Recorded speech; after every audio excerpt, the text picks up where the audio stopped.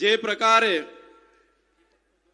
30 વર્ષના ભારતીય જનતા પાર્ટીના ગુજરાતમાં શાસન દરમિયાન માત્ર ને માત્ર આપણને વાયદાઓ મળ્યા છે, વચનો મળ્યા છે। દેશના વડાપ્રધાન મોદીજી એક બાજુ ખેડૂતની આવક ડબલ કરવાની વાતો કરે છે, આત્મનિર્ભર ભારત બનાવવાની વાતો કરે છે,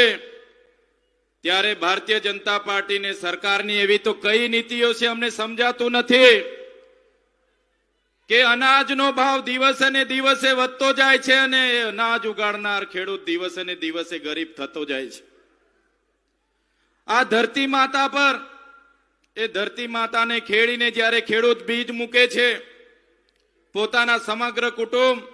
પરિવાર એમાં પસીનો વેવડાવે છે। સૂકો દુકાળ હોય, લીલો દુકાળ હોય, અતિવૃષ્ટિ હોય, માવઠાનો માર હોય, ખાતરની અછત હોય,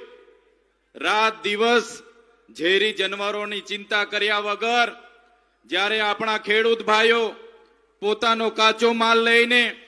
જ્યારે માર્કેટમાં જાય છે ત્યારે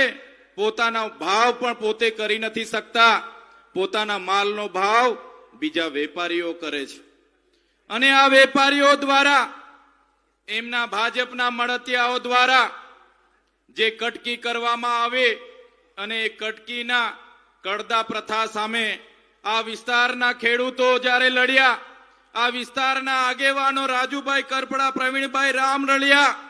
ત્યારે આ ભારતીય જનતા પાર્ટીએ આ જગતના તાત અને ખેડૂતના નેતાઓ પર લાઠી